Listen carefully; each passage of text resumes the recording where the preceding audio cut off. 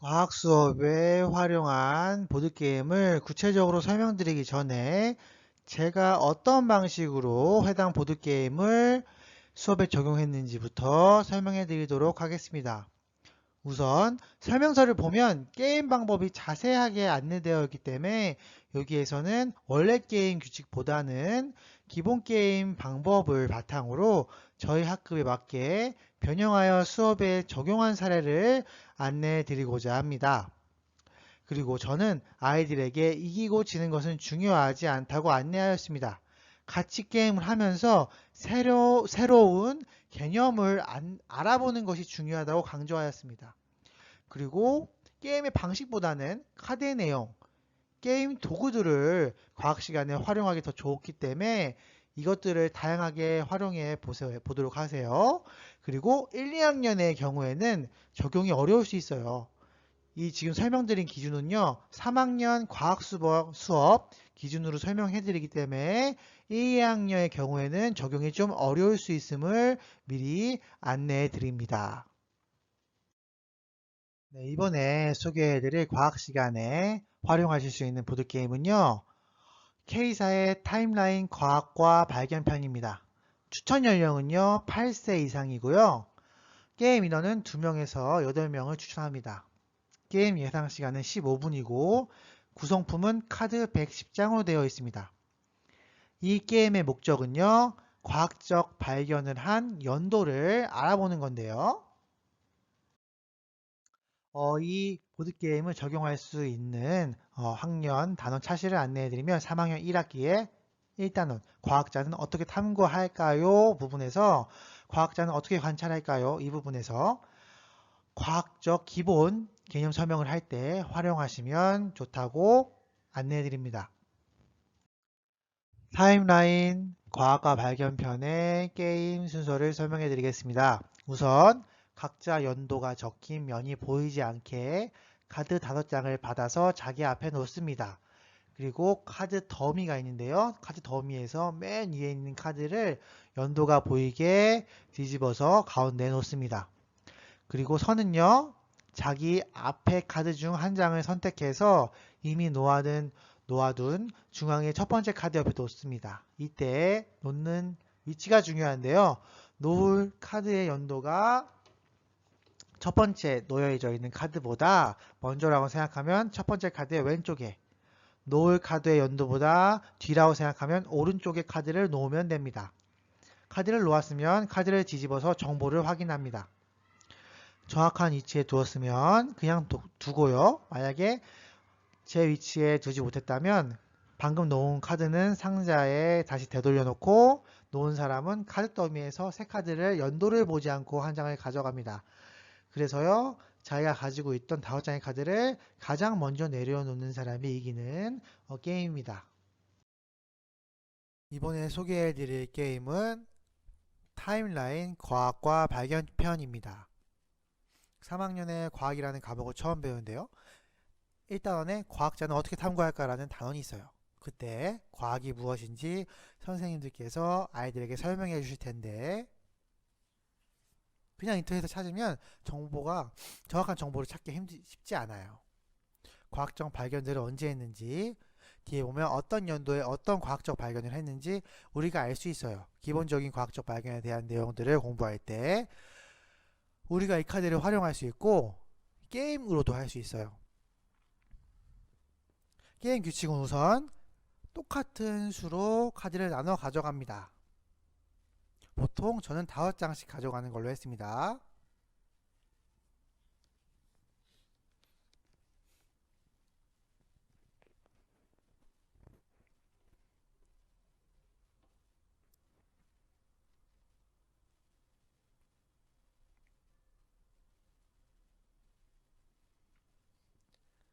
다 되면 묵은 카드에서 카드를 한 장 뒤집습니다. 이 카드를 뒤집으면 과학적 발견을 한 연도와 사건이 나옵니다. 학생들은 카드에서 연도가 보이지 않는 상태에서 이름을 봤을 때 주어진 카드보다 먼저 발견했는지 늦게 발견했는지를 파악해서 넣는 겁니다. 카드의 내용이 1850년도보다 이전 같았으면 앞쪽에 놓고 뒤집어요. 맞으면 그냥 넘어가고, 만약에 하다가 틀렸어요. 그럼 낸 카드는 버려지고 새로 카드를 하나 가져갑니다. 카드를 빨리 다 내는 친구가 이기는 게임인데요. 그냥 쭉 이어지면 너무 많으면 나중에 선택의 수가 많아서 계속 고민합니다. 그러면 넣어야 하는 선택의 수가 너무 많기 때문에 아이들이 힘들 수 있어요. 그러면 3학년 아이들이 하기에는 너무 힘들기 때문에 카드가 5장이 되면 리셋을 하고 다시 처음부터 했습니다. 그렇게 하면 아이들이 좀 덜 부담을 가질 수가 있어요. 카드의 내용이 초등학교에 맞춰져 있는 게 아니다 보니까 중고등학생, 대학생이 알아야 하는 내용도 있어요. 그러면 아이들이 너무 어렵겠죠.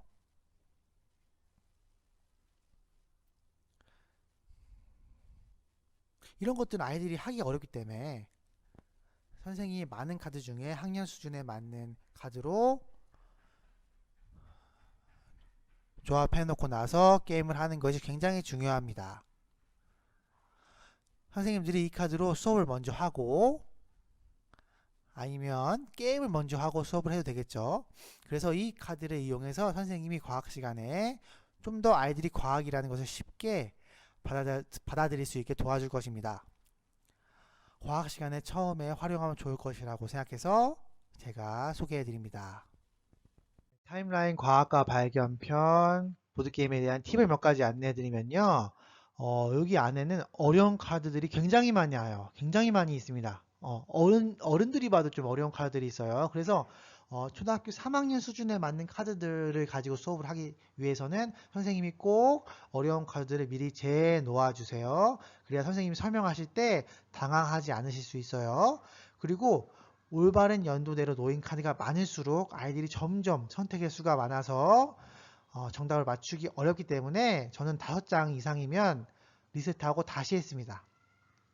그래서 보통 5장 정도 깔리면요 다시 리셋하고 새로운 카드로 게임을 진행하는 것을 추천해 드립니다. 선생님께서 이 보드게임으로 만약에 수업을 진행하신다면 어떻게 수업에 적용해 볼 수 있는지 생각해 보는 시간을 한번 가져보세요.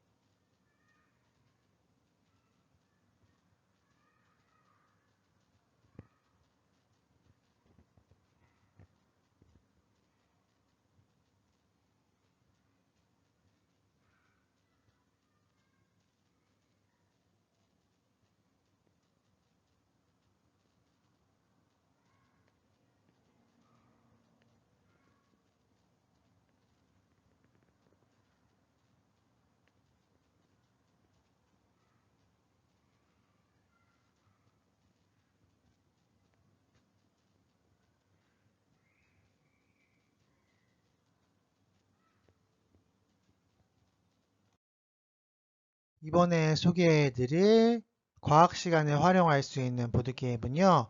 K사의 타임라인 발명편입니다. 이 보드게임의 추천 연령은 8세 이상이며 추천 게임 인원은 2명에서 8명입니다. 게임 예상 시간은 15분이고요. 기본 구성품은 카드 110장으로 이루어져 있습니다. 게임의 목적은 발명품을 제작한 연도를 알아보는 것입니다. 제가 과학 수업에 적용할 수 있는 사례를 안내해 드리겠습니다. 단원은 3학년 1학기 2단원 물질의 성진 단원이고요. 물체는 어떤 재료로 만들어졌을까 차시해서 활용하실 수 있는 방법을 설명해 드리도록 하겠습니다. 게임의 방법은 다음과 같은데요. 첫 번째, 각자 연도가 적힌 면이 보이지 않게 카드 5장을 받아서 자기 앞에 놓습니다. 그리고 덤이 맨 이 카드를 연도가 보이게 가운데에 놓습니다. 그리고 선은 자기 앞에 카드 중 한 장을 선택하여 미리 놓아둔 중앙의 첫 번째 카드 옆에 놓습니다. 이때 놓을 때 순서가 중요한데요. 이때 놓을 카드의 연도가 첫 번째 카드의 연도보다 먼저라고 생각하면 왼쪽에 놓고요. 만약에 놓을 카드의 연도가 첫 번째 카드의 연도보다 뒤라고 생각하면 오른쪽 카드에 놓습니다. 카드를 놓은 다음에 놓은 카드의 정보를 뒤집어서 확인합니다. 카드를 맞게 놓았다면 그대로 놓고요. 만약에 틀렸다면요. 방금 놓은 카드는 상자에 돌려놓고요. 카드 더미에서 새 한 장의 카드를 연도를 보지 않고 다시 자기가 가져오게 됩니다. 이렇게 게임을 진행해서 모든 카드를 다 낸 사람이 나오면 게임이 끝나고요. 그 사람이 승리하게 됩니다. 다음 소개해드릴 보드게임은요. 금방 소개해드린 보드게임과 거의 유사합니다. 하지만 주제가 과학과 발견이 아니라 발명이에요. 네, 발명인데요. 발명은 어떤 제품이 언제 발명되는지 우리가 알 수 있어요. 예. 기원전이네요, 이건. 뭐 이런 식으로 다 연도가 나와 있어요. 보면 정보가 이것도 굉장히 많기 때문에 선생님이 그냥 찾아서 하면 너무 어렵겠지만 여기에 많은 정보들이 카드가 있어요. 이거를 우리가 과학 시간에 잘 활용할 수 있습니다. 특히 3학년 1학기 2단원 물질의 성질 단원에서 어떻게 보면 발명품이 다 물질이기 때문에 이때 잘 활용할 수 있어요. 그리고 과학과 발견편과 같이 하면서 과학과 발견과 발견의 차이점도 같이 얘기할 수 있고요. 게임의 룰은 과학과 발견편과 똑같아요. 역시 뭐 일정 수만큼 카드를 가져갑니다. 5장씩이라고 할게요.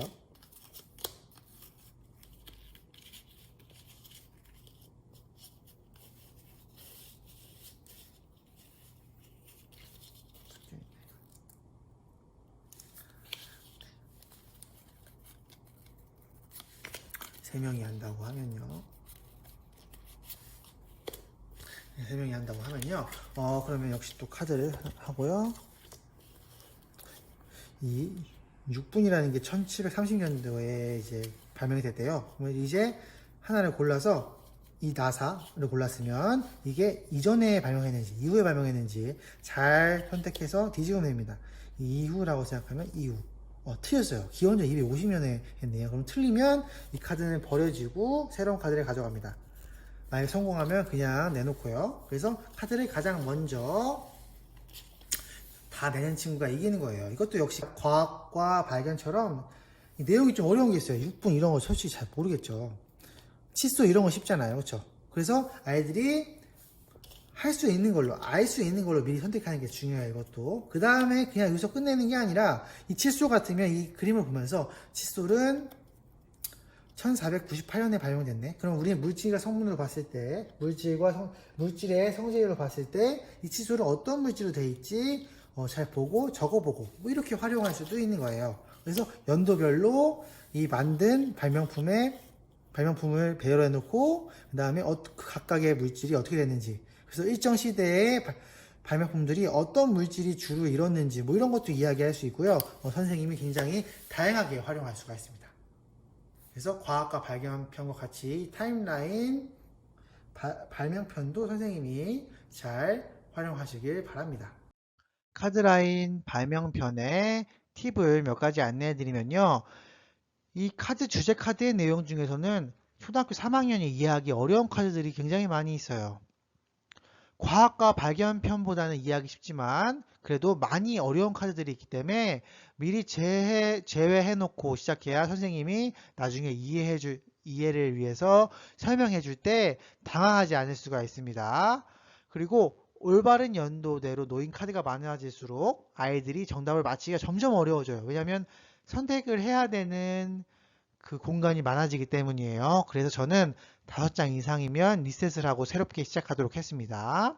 그리고 해당 발명품을 구성하고 있는 물질의 특성들을 잘 분류해서 이 과학 수업 시간에 활용할 수 있어요. 이 3학년 1학기 2단원 물질의 성질의 단원에서 잘 활용할 수 있으니까 선생님들이 잘 활용하시길 바랄게요. 선생님께서 이 보드게임으로 만약에 수업을 진행하신다면 어떻게 수업에 적용해 볼 수 있는지 생각해 보는 시간을 한번 가져보세요.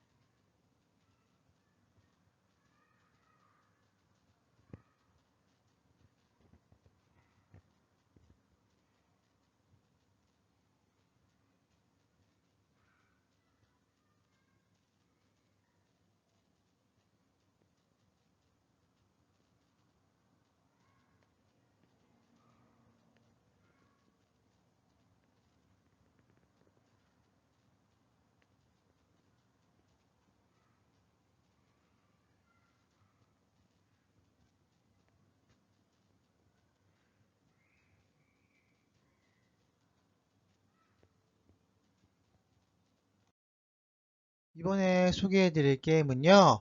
H사의 카드라인 동물편입니다. 이 카드라인 동물편의 추천 연령은 7세 이상이고 게임 추천 인원은 2명에서 8명 사이입니다.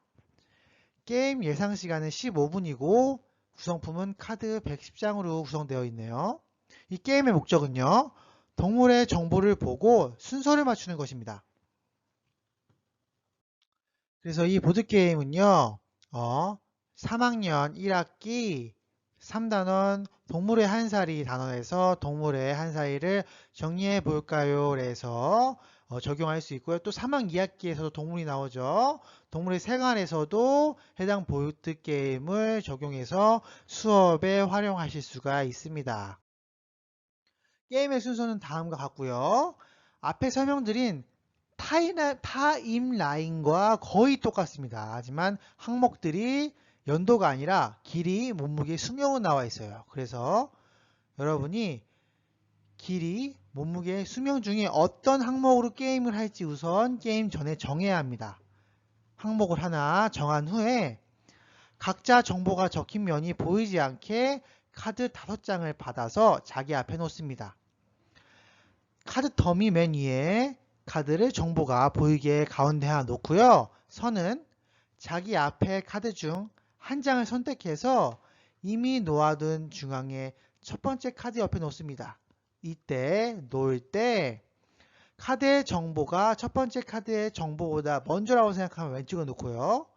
뒤라고 생각하면 오른쪽에 놓으면 됩니다.